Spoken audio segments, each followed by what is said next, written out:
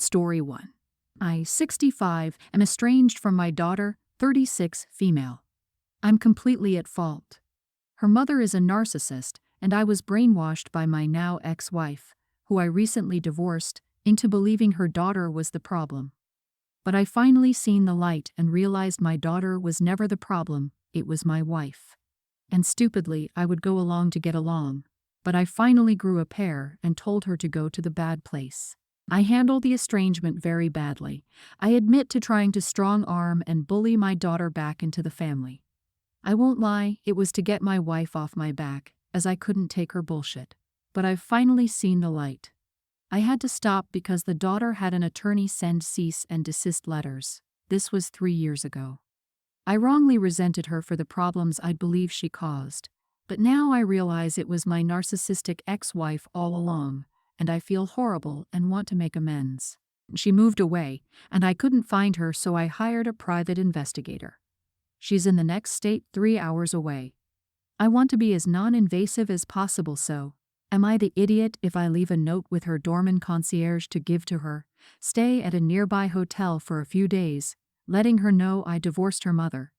I would love to speak with her and make amends. I would also like to let her know where I'm staying with my contact info. I know she asked numerous times to be left alone, although this was years ago while I was still with her mother, but she's still my kid. Wow, you are the idiot. My take on this, I don't know why, but using a private investigator to track her is already a breach of privacy. Doing that shows you disrespect your daughter by not agreeing with the no contact. There is a reason your daughter did that. The fact that you hired a pie to invade her privacy just shows you aren't willing to take accountability for your actions. Oh, it's absolutely an invasion of privacy, but it would be better to have him discuss it with a therapist than for me to try to explain the nuances. You have to crawl before you can walk, and this dude doesn't even realize that blaming it all on his ex clearly shows he doesn't understand basic responsibility, let alone anything more complicated. I messed up, but I blame my ex-wife for it. He and his wife seem to have this attitude and are finally divorced since they can't stand each other. I hope Opai's daughter is doing well. Dude, let me get this straight. You spent years blaming your daughter, then harassed her until she had to send a cease and desist, and now you think leaving a note with her doorman is going to start to fix everything. That's a creepy move. If you want to make amends, respect her boundaries, leave her alone, and maybe consider therapy instead of dragging her into your drama. I mean, no boundaries, right? After a cease and desist order. This isn't all the narcissistic ex-wife's fault here. Staying in a nearby hotel? Mistakes. Call it what it is, stalking. He is stalking her. She has clarified that she doesn't want him to contact her or know where she is. This man is frightening and should not in any way contact his poor daughter. I have a different take. If you want to make amends, spend a year in therapy getting your head on straight. Stop blaming your mistakes on others, accept responsibility for your mistakes, etc. Then, after your therapist agrees you're in a good place, you make an appointment with the attorney that she hired. You give the attorney the information you have if he doesn't know her current address, and then you let the attorney contact her to see if she will accept your letter after you write it with the therapist. Then you wait for either the attorney to contact you or for your daughter if she so chooses. If the attorney tells you it's a no, you accept that no. Leave her money in your will, but leave her alone. Trying to contact her any other way is 100% wrong. I had my son a young teen as a teenager. His dad was my cousin's boyfriend, 28 then, and I admit I was a witch for doing that. I got my karma because he's a deadbeat, and I got no help from my parents as punishment for betraying my family. Whatever, we lived and I learned. I get the hostility towards me, but I'm tired of them forcing my son to hate me. They didn't want crap to do with him when he was a baby. But now that he technically doesn't need me, they're trying to tell him that he doesn't have a dad because of me, or that I'll never be enough to advance his athletic career, and am therefore ruining his life. Crap like that. I beg them to stop, but they say that they're simply telling him the truth, and it's up to him to decide if he wants anything to do with me, and that it's the consequences of my actions. I get it, I really do, but this is insanity. I tried to limit their contact, even though my parents threatened to stop helping me pay for his sports.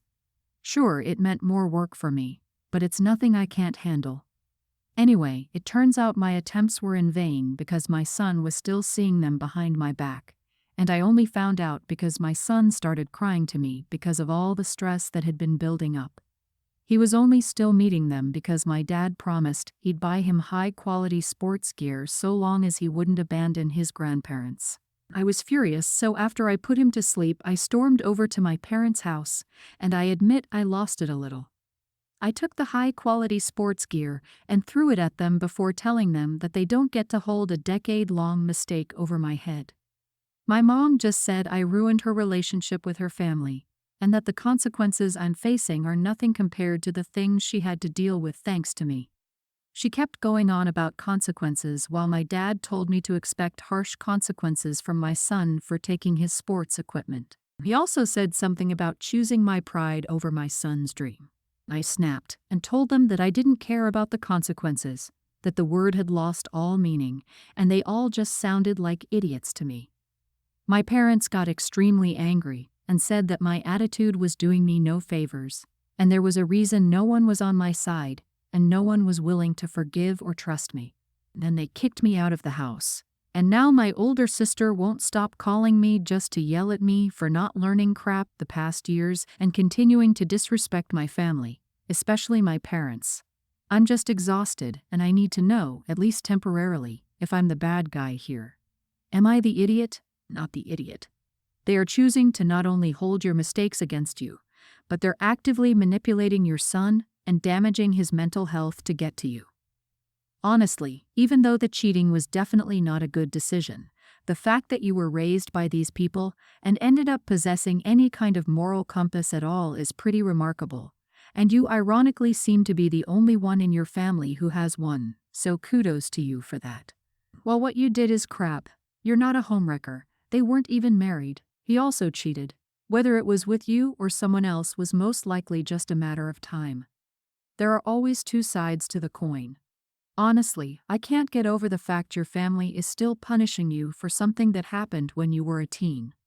A literal child yourself. You were groomed, and they don't even care. Why are they projecting their anger onto you, and not the 28-year-old who cheated on your cousin and impregnated you? Ugh, I'm so sorry for the circumstances you're in. Probably best to go low or no contact. Expensive sports equipment be damned. Didn't the cousin also dodge a bullet? And shouldn't they ultimately be happy about that? If they're being mean to you, I mean. Opie, please talk to your son. He's a young teen, you can be open with him. He knows you're a good mom, and he knows you love and support him. Tell him that you are who you are in spite of those people who shunned you and made life much harder for you both. Your parents are scummy people. Story 2. I, female 27 and my husband 30, have been together for 7 years and are currently expecting.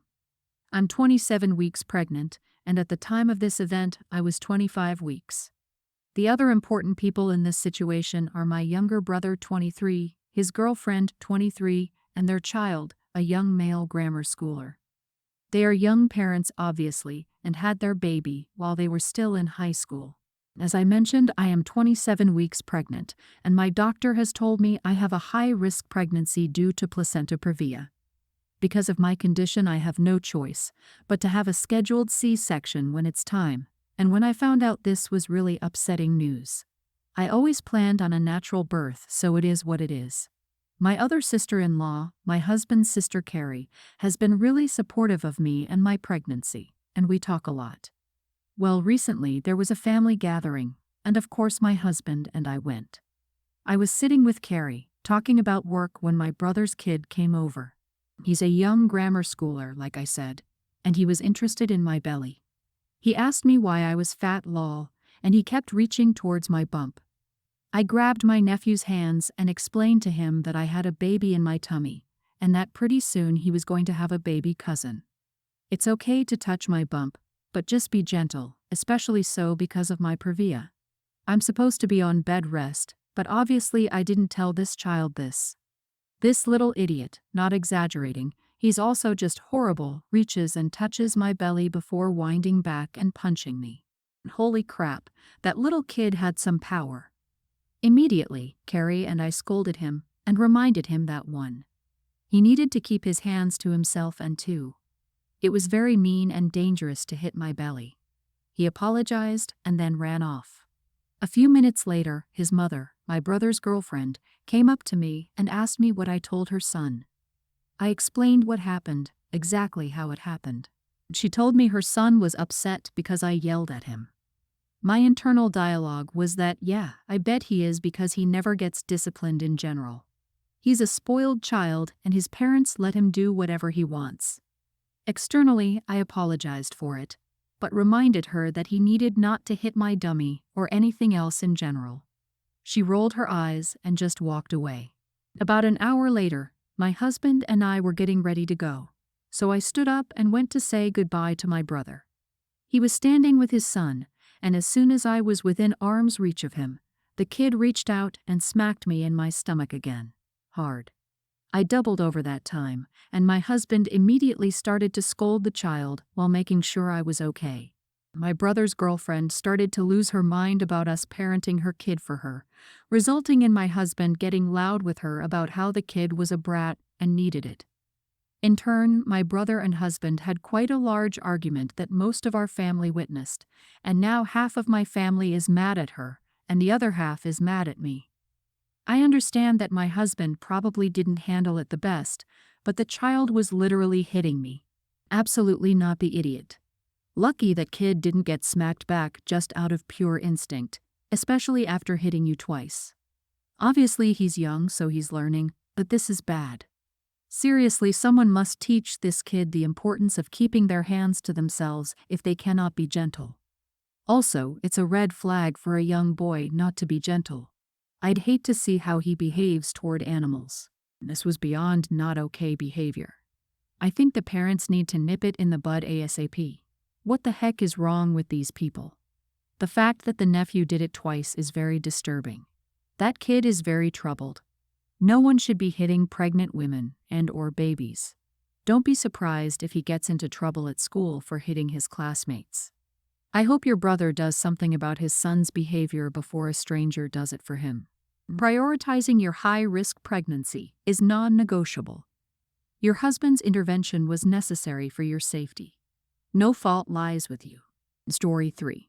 I, a 33 male, my girlfriend, 28, and I have been together for almost 4 years, but we only began living together just over a year ago. Prior to living together, we were in a long-distance relationship. I used to send her flowers for special occasions, and sometimes just because I wanted to. I often spent a good deal of money on a dozen roses. She was very grateful and would say how it reminded her of me when she looked at them and made her smile. It might be worth noting that she never brought me flowers, but that didn't bother me as it's a bit of a girly thing.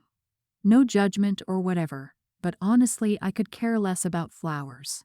Anyway, now to the issue at hand. Since living together I haven't brought her flowers. Honestly, I hadn't really thought to because I'm right here in the same flat, so she doesn't need a reminder of me. Well, just before Christmas, she bought a Christmas flower arrangement, which I figured was just part of decorating for Christmas. Early January, she threw it out, and in its place appeared another vase of flowers, which I didn't say anything about because she wasn't working. She's a private school teacher and was off for their Christmas holidays, and I figured she's just bored. But I guess they died, and now there's another vase of flowers in its place. This time, it's a dozen roses. I asked her what was up with the roses, and she said she likes flowers, and that as I never buy them anymore, she's decided to get them for herself. I didn't say anything at the time, but this has really got to me questioning her. It seems passive-aggressive to go out and buy roses for yourself, just to make a point, identical to the arrangements I brought for her. And now, every time I walk into the kitchen, I'm hit with how crappy a boyfriend she thinks I am. You are the idiot. Holy projection, Batman. Unless your girlfriend is actually complaining about it, calm down and let her buy her pretty flowers. Not everything is about you.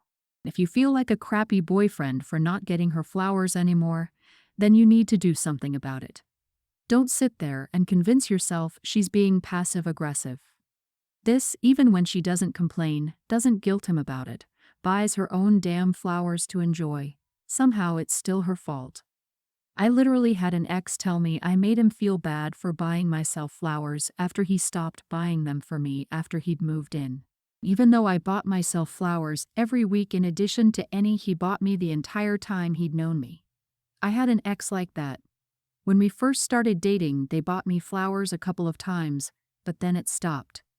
Then one year my sister sent me flowers for my birthday when my ex and I were living together, and he flipped his crap like, "Who is sending you flowers?" I was super resentful of it. I realized I liked having flowers, so I started buying them for myself on rare occasions, and he was resentful of that as well, because I was making him feel like a bad boyfriend. Like, dude, the solution is literally in front of your damn faces. She's not asking for a Chanel or a Louis Vuitton. She's asking for some flowers or whatever small token it is that makes her feel loved, valued, and appreciated. Even if it's just spending time with her watching movies. And for the love of God, lose the "I already have, don't need to keep trying" mentality. You never stop dating your partner. Ever. I'm in a bit of a family predicament and could use some outside perspective. My son, who's nearly an adult, recently won $500 by gambling online. He got into this after watching some gambling streams, and it seemed like he wanted to experience the thrill himself. Yes, he did have to indicate he was over 18 to play, but the bigger issue for me was the gambling himself. When I found out, Stake sent him a congratulatory email which I saw, but he didn't come clean. I decided to step in as a parent. I chose to confiscate his winnings, not primarily because he lied about his age, but because I wanted to underscore the risk and potential addiction associated with gambling. I felt this could be a slippery slope for a teenager, especially given how easy it was for him to win this time. My wife, however, believes I overreacted. She thinks we should have talked to him about responsible behavior instead of just taking the money. She says this because he did stop gambling and self-excluded on his own volition. My son is upset as he feels like he won that money fair and square, despite the age issue. He's been pretty cold to me since. I'm second-guessing my decision now. Was I the idiot for taking away his winnings to make a point about the risks of gambling? Not the idiot. Give it back to him when he officially turns 18. The legal age. Someone help me out here. Could this fall under some type of fraud? Whatever it falls under, he needs to be reminded about the consequences of breaking the law. Other than that, you're doing a great job as a father. I disagree. You're teaching your kids that it's okay to steal from them.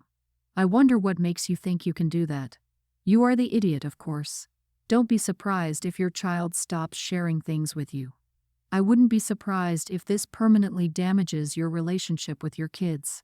Also, gambling sucks. But this is not the way. I agree it doesn't belong to you, Opie. It's quite possible that your son will get into trouble, also you as parents, and that money may be forfeited. So it's okay to keep hold of it until you find out. But it's not your money. Where's the communication? Your son is nearly an adult. In less than 365 days he will be a legal adult, unable to move out, gamble the days away, and never listen to another word you say ever again if he so wishes. Stop treating him like a child. Talk to him. Negotiate with him. Stop and listen. Validate his feelings. Or you could lose him. Thanks for listening.